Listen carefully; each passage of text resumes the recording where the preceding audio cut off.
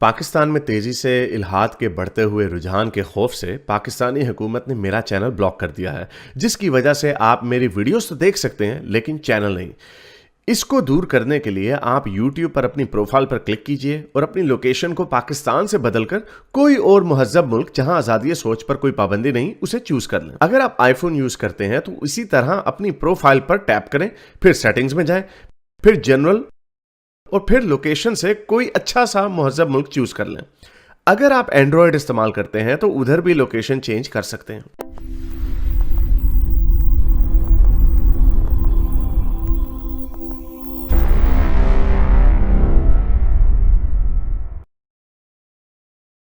हारिस पीर का मुरीद। हाँ जी सर जी, जल्दी जल्दी फटाफट ठगाठक, क्या कहना चाहेंगे? हेलो सर, कैसे हैं आप? बिल्कुल ठीक सर। दो बातें मुझे करनी है, बहुत देर से बैठा हूँ। पहली बात ये है कि ये आप पहले बात कर रहे थे, भाई आए थे जो कह रहे थे कि कुरान चेंज हो जा रहा है, तो इनके ऊपर थोड़ी बात करनी है। और दूसरी बात ये करनी है कि उमैया जो खलीफा थे अब्दुल मलिक बिन मारवान, जब वो पावर में आए थे पहली बार, तो उन्होंने ना मक्का से जेरूसलम में काबा को ट्रांसफर किया था और उधर हज चालू किया था क्रिश्चियन और ज्यूश लोगों को प्रिविलेज देने के लिए। तो उनके टाइम पे ही पहले कुरान लिखा गया है असल में। गालिब सर ने भी यही बात बोल दी। और दूसरी तरफ है जो शिया और सुन्नी हदीस में मिलते हैं, अब्दुल्लाह इब्न मसूद की एक हदीस है कि सूरा नास और फलक सूरा नहीं थे असल में। उनकी एक हदीस में है ये जिन के लिए दुआ थी। असल में सूरा अब्द और खल्फ नाम की दो एक्स्ट्रा सूरा थी जो बाद में उमर ने या किसी और ने ऐड की हुई थी। और रजम क्या है तो ये तो हम सभी जानते हैं, और ऐसे भी कुछ। दूध पीने वाला, दूध पिलाने वाली, हाँ। पत्थर मारने वाली, दूध पिलाने वाली, दो बात। लेकिन शिया का जो इधर पॉइंट ऑफ व्यू है वो और भी डेंजरस है, और ये है कि सारे शिया नहीं लेकिन ज्यादातर सूरा बेलायत नाम की एक सूरा थी जिनमें 400 से ऊपर आयत थी। तो ये भी हदीस है। हाँ, उनकी हदीस है, उनकी हदीसों की किताब में है। तो दोनों बातों को अगर कम, वो हदीस जो है उसके असल वर्ड है उसमें ये है कि एक सहाबी ने, मुझे नाम भूल गया, सहाबी ने कहा था कि मुझे याद पड़ता है एक ऐसी सूरत भी थी जो सूरह बकरा से भी बड़ी थी। यही वाली बात कर रहे हैं ना? हाँ, शिया उसका नाम दिया था सूरा बेलायत। उनका जो आलम है नूरी अल तबरिसी वो ऐसी बात करते थे उनकी हदीसों की किताब में। लेकिन मॉडर्न शिया आलम इसको नहीं मानते। तो मसला ये है कि अगर दोनों तरफ की हदीस और अब्दुल मलिक बिन मारवान की जेरूसलम में काबा ट्रांसफर, इन सब बातों को मतलब मुद्दा किया जाए, तो सवाल ये बनता है कि ओरिजिनल जो मतलब स्क्रिप्चर है वो असल में कौन सा है, शिया का या सुन्नियों का? और मतलब इतना ज्यादा फैब्रिकेशन, मतलब ये है क्या? कुछ समझ नहीं आ रहा। ट्रेडिशनल हिस्ट्री तो मतलब डिस्ट्रॉय हो जाता है ना। हाँ, तो इनके ऊपर अगर आपका ओपिनियन देते। Thank you sir. नहीं, हमने जो बातें की ये सारी बातें मेरे हाल हम पहले भी कर चुके हैं। इसमें ये बात बिल्कुल ठीक है। ये हदीस मैंने भी पढ़ी हुई है। तो रजम और वाली हमें भी पता है।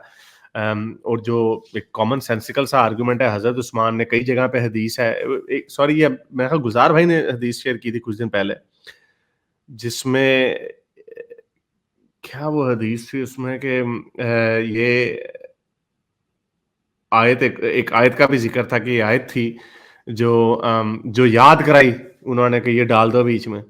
एक हदीस ऐसी है जिसमें कहा गया कि पता नहीं कितनी सैकड़ों की तादाद में आयतें जो वो सिर्फ एक ही सहाबी से आई हैं। तो ये जो कहते थे, जो एक कॉमन नैरेटिव इन्होंने बनाया हुआ था कि एक पैनल बनाया हजरत उस्मान ने कि 4 बंदे होंगे, तो 4 बंदे उसकी गवाही देंगे तो फिर वो कुरान में शामिल होगी।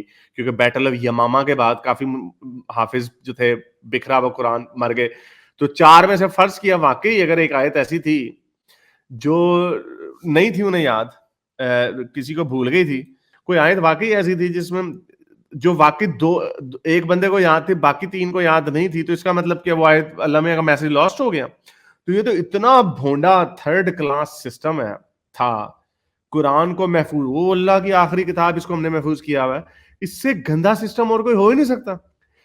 अच्छा सिस्टम ये होना था रसूल अल्लाह की जिंदगी में। रसूल अल्लाह कहते भाई कुरान को चलो जी इकट्ठा करो, मैं फाइनल एडिटर हूं, मैं करता हूं इसके ऊपर। और तो ये जो कंफ्लिक्टिंग नैरेशन, हमें ये कोई यहूदी या किसी जर्मन ने नहीं लिखी है बातें, ये सारी इन्होंने खुद ही अपनी किताबों में लिखी हुई है। स्टोइक इसके ऊपर आपको ऐड देना, कोई पॉइंट देना चाहेंगे कि कुरान की तब्दीली का जो पॉइंट है? तहरीफ कुरान। और सर एक बात मुझे और करनी है कि अब्दुल मलिक बिन मारवान पावर में आए थे 685 में, और मोस्ट प्रोबेबली मुआविया यजीद ये लोग क्रिश्चियन थे, नए जो कॉन्क्लूशन निकल रहा है। तो अब सवाल ये बनता है क्या 4 खलीफा का टाइम एग्जिस्ट करता था या नहीं? ये जो आप बोल रहे हैं मतलब ये क्या असल हिस्ट्री है कि I don't ये know, अब्दुल इसके ऊपर मलिक? देखें नहीं, ये वाला जो है ना, ये मुझे पता है गालिब इसको बड़ा इंटरेस्टिंग करता है, मैं इसको बाय नहीं करता हाँ, इसको कि मुझे भी बहुत इंटरेस्टिंग लगता है इस टॉपिक को। ये, हाँ, लेकिन मतलब मुझे नहीं लगता खैर इंटरेस्टिंग तो है, लेकिन मेरा ख्याल से मैं इसके ऊपर कोई ओपिनियन नहीं दूंगा कि ये फिर मेरी तरफ से ना ये कंस्पिरेसी के जोन में चला जाता है कि अब्दुल मालिक वो, हाँ, वो क्रॉस की एक वो है, एक वो फोटो बड़ी अजीब सी है, कुछ चीजें हैं जो दे डोंट उनके मेक पास सेंस। कलेमा भी आधे है उनकी कॉइन में, सिर्फ ला हाँ इलाहा वो इल्लल्लाह ठीक, है। ये हाँ मैंने भी देखा। हाँ, हाँ वो ठीक है, वो देखें, वो गालिब ने कई दफा दिखाए हैं, लेकिन वो जो है ना, उसके पीछे और भी कोई वजूहत हो सकती है। ये ऐसे है कि अगर आपको आसमान में कोई गोल ग्लोब घूमता हुआ नजर आता है तो इसका मतलब ये नहीं कि वो कोई यूएफओ ही हो सकती है। लेकिन चले तहरीफ कुरान के ऊपर कोई कम पॉइंट ले लें।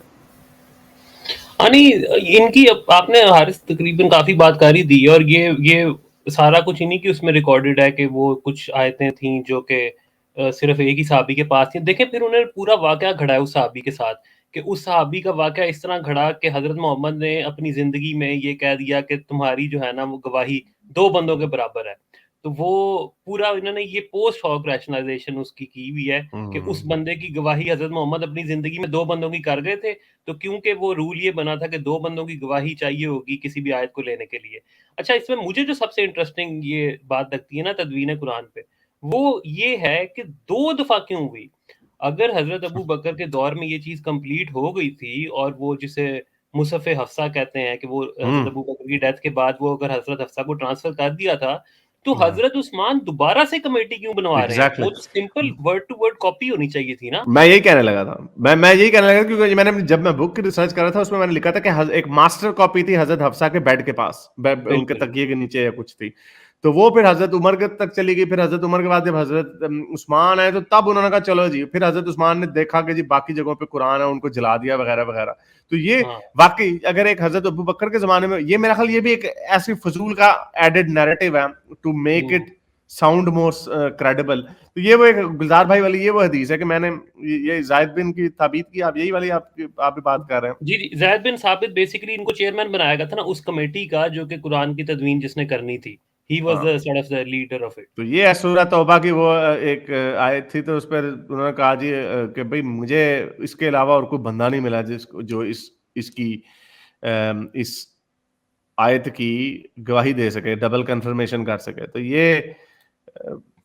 ये क्या है यार, ये मुसलमानों से सवाल है कि वाकई यार बंदों ने, और फिर क्यों ना शक पड़े कि हाँ भी इन लोगों ने ऐड की होंगी चीजें। क्यों अल्लाह मियां ने कुरान लोहे महफूज में कायनात के बनने से पहले लिख दिया था। हाँ। एंड में जब वक्त की बारी आई तो जी वो एक को बकरी खा गई, कई बंदे मारे गए, वो रसूल अल्लाह लिखना भूल गए। तो ये क्या हो रहा है ये?